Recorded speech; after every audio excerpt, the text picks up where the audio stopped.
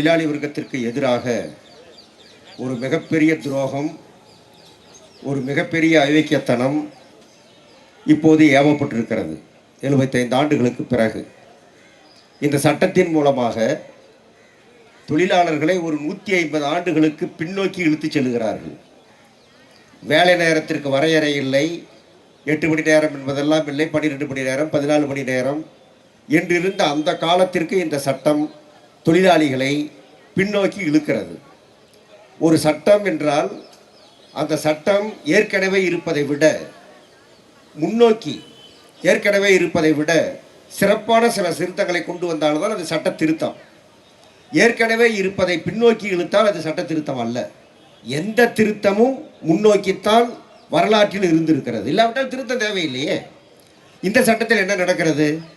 இந்த சட்டம் ஏற்கனவே இருக்கிற இப்போ 100 பேருக்கு மேல் இருந்தால் சட்டம் பொருந்தும் என்று ஏற்கனவே இருக்கிற சட்டம் சொல்லுகிறது. இந்த சட்டம் என்ன சொல்லுகிறது? இனிமேல் 50 பேருக்கு மேல் இருந்தால் கூட சட்டம் பொருந்தும் என்று சொன்னால் அது முற்போக்கான திருத்தம், அது வரவேற்கத்தக்க திருத்தம். தொழிற்சங்கம் அதைத்தான் கேட்டுக்கொண்டிருக்கிறோம். ஆனால் இவர் என்ன பண்றாரு?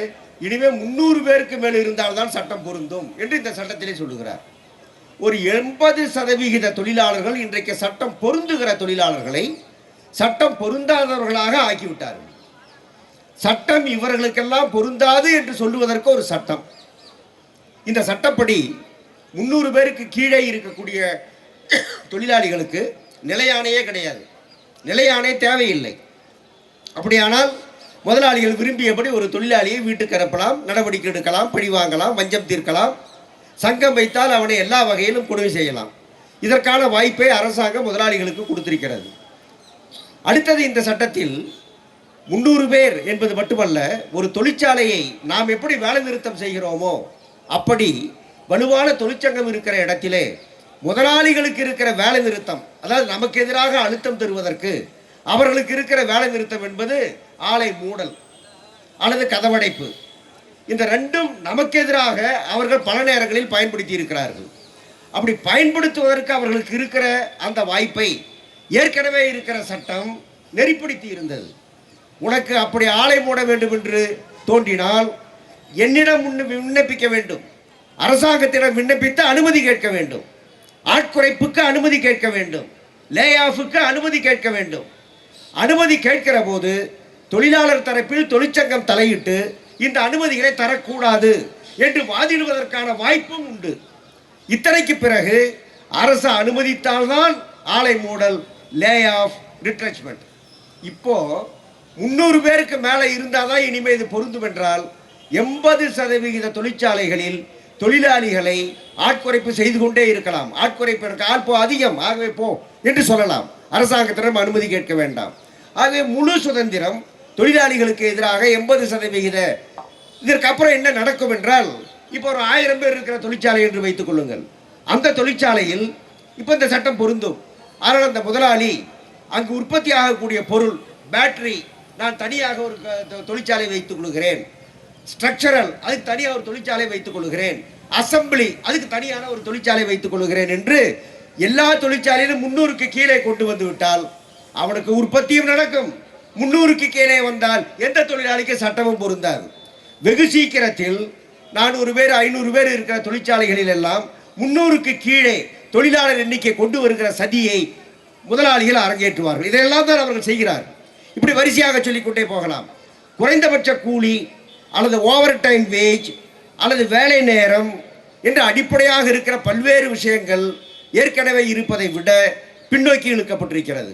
இப்போ குறைந்தபட்ச கூலி இதுன்னு வச்சுக்கோங்க, ஓவர் டைம் வேஜ்னு வச்சுக்கோங்க. இப்போ என்ன சொல்கிறான்?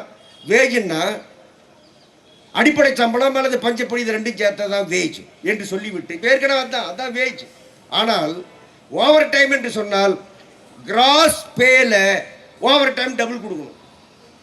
இன்னைக்கு பல கம்பெனிகள் அதை நாம் வாங்கியாச்சா, அதான் கோர்ட்டுன்னு சொல்லியாச்சு. இப்போ இந்த சட்டத்தில் என்ன சொல்கிறாங்கன்னா, இனிமேல் ஓவர் டைம் என்றால் பேசிக் பேலையும் டியர்னஸ் அலவன்ஸ்லையும் தான் 2 மடங்கு கிடைக்கும். ஹவுஸ் ரெண்டில் வராது, வேற அலவன்ஸில் வராது, எதிரியும் வராது. நான் இப்போதே சொல்லுகிறேன், இந்த சட்டம் கராராக அமுல்படுத்தப்படுகிற போது எந்த தொழிற்சாலையிலும் எந்த தொழிலாளியும் ஓவர் டைம் செய்ய முடியாது போடா என்று தான் சொல்லுவான். பழைய ஊதியத்தை விட குறைவாக எவன் ஓவர் டைம் செய்வான்? அப்படி ஓவர் டைம் செய்ய கட்டாயப்படுத்தப்பட்டால் தகராறு தான் வரும். அந்த தகராறை நாம் நடத்த வேண்டும். வரிசையாக அப்படி சொல்லிட்டே போகலாம் ஒவ்வொன்றாக. சரி, சமூக பாதுகாப்பில் என்ன பண்ணுறீங்க நீங்கள்? முறைசாரா தொழிலாளிகளுக்கு நீங்கள் செய்திருப்பது என்ன? அல்லது ஆக்குபேஷனல் சேஃப்டி ஹெல்த்தில் அந்த சட்ட திருத்தல் நீங்கள் செய்திருக்கிறது என்ன? எதிலும் தொழிலாளிகளுக்கு சாதகமாக, தொழிலாளிகளுக்கு பாதுகாப்பாக எதுவும் கிடையாது. முதலாளிகள் நினைத்ததை விரும்பியபடி செய்வதற்கான வாய்ப்புகள் எல்லா இடத்திலும் கொடுக்கப்பட்டிருக்கிறது. ஒரு சட்டம்னா கராரா இதை சொல்லணும். 8 மணி நேரம் தான் ஒரு நாளைக்கு வேலைன்னு கராரா சொல்லணும். 8 மணி நேரம் தான் ஒரு நாளைக்கு வேலை. ஆனால் ஸ்டேட் கவர்மெண்ட் விரும்பினால் அதில் மாற்றம் செய்து கொள்ளலாம். அப்படி 100 இடத்துல அவங்க விரும்பினால் மாற்றிக்கொள்ளலாம், விரும்பினால் அதில் திருத்தம் செய்து கொள்ளலாம் என்று 100 இடத்துல சொல்லியிருக்கிறது. இது மாதிரி சட்டமே கிடையாது. அப்படி எப்படி ஒரு சட்டம் இருக்க முடியும்? ஆக முதலாளிகளுக்கு சாதகமாக ஒரு அரசு விரும்பிய போதெல்லாம் திருத்தங்களை செய்து கொள்வதற்கு, ஏற்கனவே இருக்கிற சரத்துக்களை விரித்துக் கொள்வதற்கு அதாவது ஓப்பன் எண்டட் அப்படி எப்படி ஒரு சட்டம் இருக்க முடியும்? அதனால் அப்படி ஒரு சட்டம் போட்டிருக்கிறார். இதெல்லாம் திட்டமிட்டு செய்யப்படுகிற ஏற்பாடு.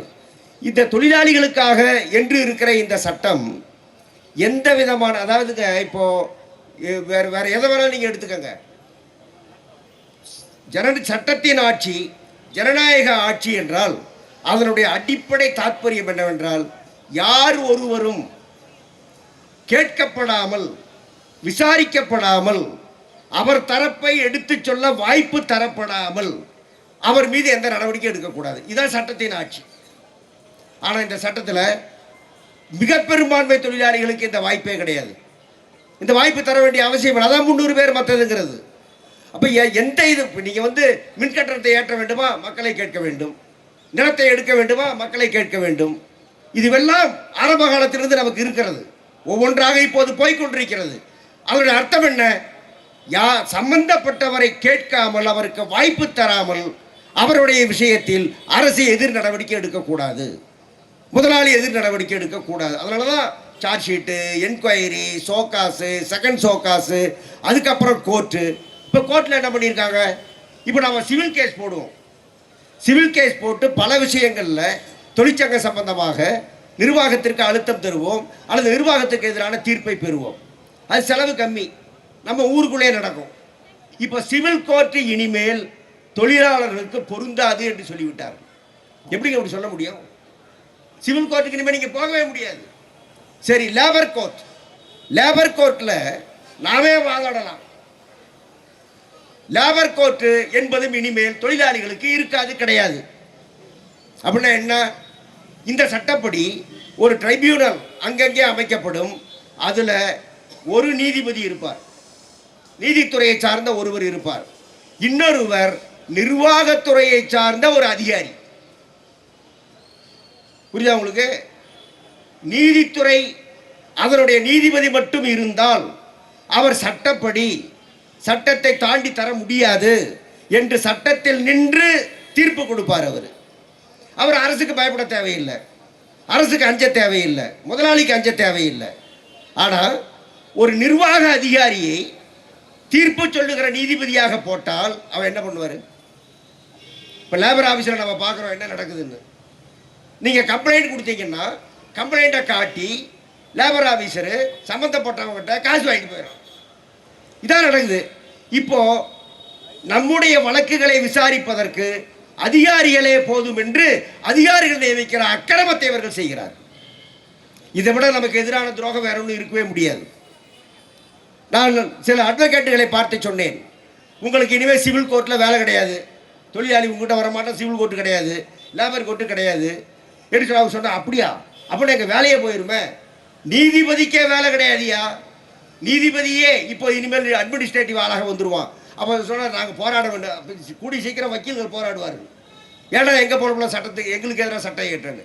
ஆகவே இப்படி எல்லா விஷயங்களிலும் நாம் எங்கு சென்று நியாயம் பெற முடியுமோ, எங்கு சென்று நம்முடைய சட்ட ரீதியான அழுத்தத்தை தர முடியுமோ அந்த இடங்கள் முழுவதும் அடைபட்டு போய்விட்டது, அழைத்து கொண்டே வருகிறார்கள்.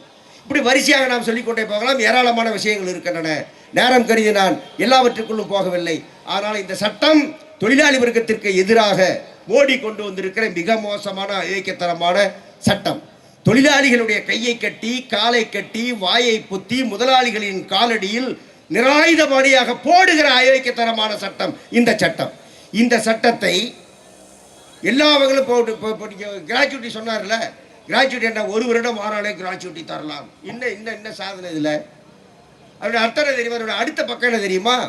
1 வருடத்துக்குள்ளேயே நிறைய பேரை வீட்டுக்கு அனுப்ப போறான்னு அர்த்தம். அதான் இல்லைன்னா இந்த 1 வருடம் கொடுக்க மாட்டான். ஃபிக்ஸ்டு டைம் எம்ப்ளாய்மெண்ட்னா என்ன, மற்றனா என்ன? அப்புறம் இனிமேல் 1 வருஷத்து பணி பாதுகாப்பு இல்லை, பணி நிரந்தரம் இல்லை. இதை விட உங்களுக்கு வேற என்ன வேணும்? தொழிற்சங்கம் நடத்துறதுனாங்க 10% மெம்பர்ஷிப்ல இருக்கணும் அந்த தொழிலாளர் எண்ணிக்கையில், அல்லது 100 பேர் இருக்கணும். இந்த 2ல் எது குறைவோ அது இருக்கணும் சங்கம் அமைக்கிறதுக்கு. இதுவே அதிகம் ரைட்டு அப்படி சொல்றாங்க. ஆனால் சட்டத்தில் என்ன தெரியுமா? ஏற்கனவே இல்லாத ஒரு நிபந்தனை, வருடந்தோறும்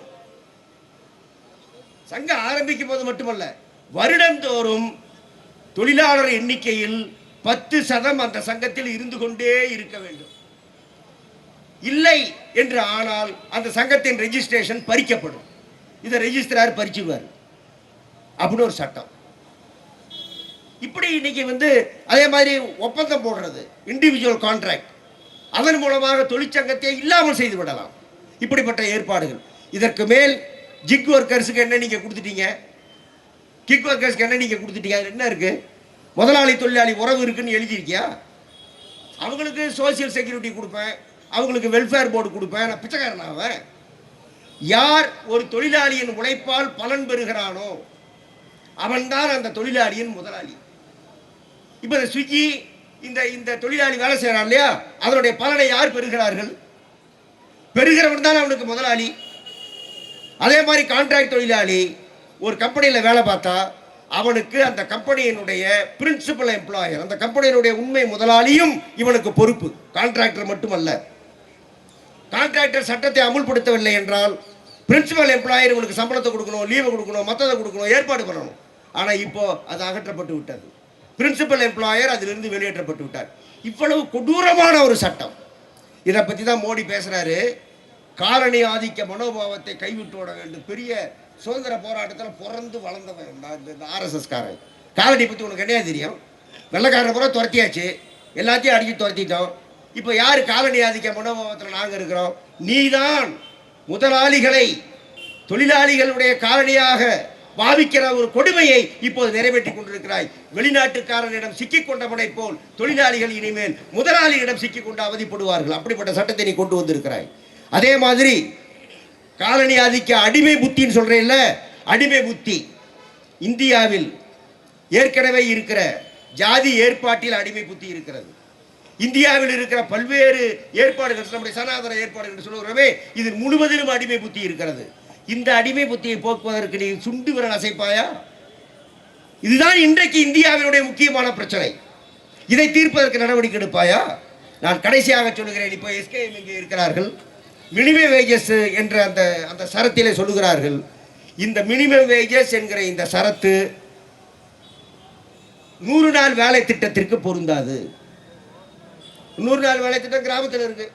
மகாத்மா காந்தி ஊரக வேலை திட்டம். அதில் வேலை செய்கிறவங்களுக்கு குறைந்தபட்ச கூலி கொடுக்கணும்ல, இவங்களுக்கு கொடுக்கணும், அவனுக்கு கொடுக்கணும்ல. ரொம்ப உஷாரா இந்த சட்டத்தில் என்ன சொல்றான்னா, 100 நாள் வேலை திட்டத்தில் இருக்கிற கிராமப்புறத்து ஏழை விவசாய கூலி தொழிலாளிகளுக்கு குறைந்தபட்ச கூலி சட்டம் பொருந்தாது என்று இந்த சட்டத்தில் எழுதி வச்சிருக்கான்.